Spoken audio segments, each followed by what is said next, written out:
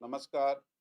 काल नसरापूर या ठिकाणी एक खूप दुर्दैवी आणि दुःखद घटना घडलेली आहे. यामध्ये एक अल्पवयीन 3.5 वर्षाची अ, मुलीवर अत्याचार करण्यात आला आणि त्याची त्यामध्ये हत्या झाली. या प्रकरण पोलिसाकडे काल ज्यावेळी रिपोर्ट झाला, साधारण संध्याकाळी घटना काही 3:30-4 वाजताच्या दरम्यानची आहे. आणि 4:15 वाजता ज्यावेळी पोलिसाकडे हे रिपोर्ट झाला, तर तातडीने आम्ही त्याचा शोध सुरू केला, आरोपीचा शोध सुरू केला आणि 1 ते 1.5 तासाच्या दरम्यान आम्ही हे अ, आरोपी जे आहे त्याला ताब्यात घेतला. परंतु दुर्दैवाने तेव्हापर्यंत ते जे अत्याचार होता ते झालेला होता आणि ती हत्या झालेली होती.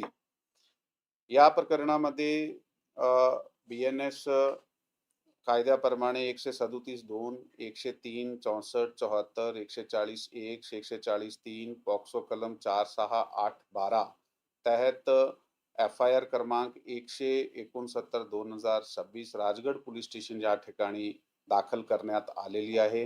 पुढील तपास जे चालू आहे, आरोपीला अटक केल्यानंतर आता पुढे तपास आमचा चालू आहे. सर, लोक आक्रमक झालेले आहेत. त्यांची मागणी आहे की प्रकरण लवकरात लवकर फास्ट ट्रॅक कोर्टात चालावं. त्या दृष्टीनं काय तयारी केली आपण, काय करतो पुढे तपास? अशा घटना घडल्यानंतर साधारणतः जे एक इमोशनल जे रिॲक्शन जे आहे ते पब्लिककडून येत आहे. काल सुद्धा अशा प्रकारची एक सिच्युएशन निर्माण झाली होती. त्यामध्ये अ, काही वेळापुरता लोक रस्त्याकडे आले होते. मग त्यांना समजून जाऊन सांगितलं गेलं आहे की आम्हीच तपास करणार आहे आणि ह्यामध्ये जे आरोपी होता त्याच्या बाबत काही कुठल्याही प्रकारची माहिती नव्हती. परंतु तांत्रिक आणि गोपनीय जे आम्ही आपले यंत्रणे वापरले तर तातडीने 1-1.5 तासामध्ये आरोपी अटक करण्यात आलेला आहे. पोलिसने ताबडतोब कारवाई केलेली आहे.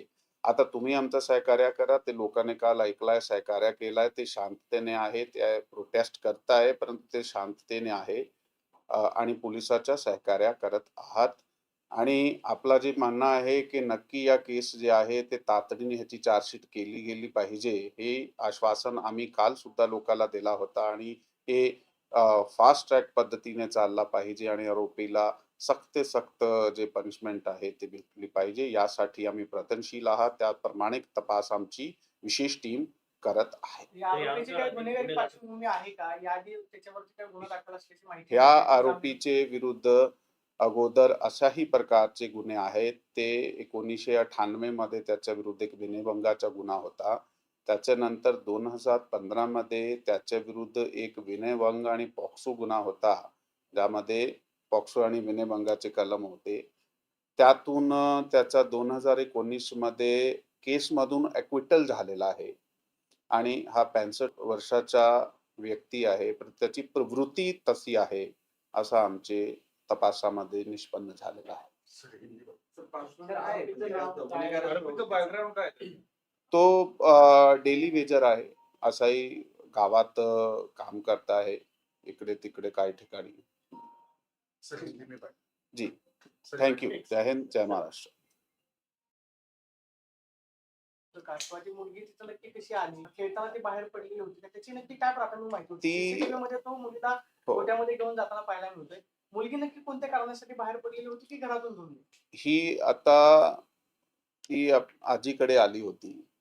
तर ते आई-वडील पुण्यात राहत आहे. ती आजीकडे आली होती आणि बाहेर खेळत होती. आता उन्हाळ्यामुळे गावात सुद्धा दुपारी खूप लोक नसतात. ती एकटी बाहेर खेळत होती. त्यावेळी हा आरोपी आला. त्याने त्याला कोणत्या प्रकारचा फूस लावला हे आता तपासामध्ये आम्ही निष्पन्न करीत आहोत आणि तशाप्रमाणे तो त्याला सोबत घेऊन गेला आहे. Thank you. जय हिंद, जय महाराष्ट्र.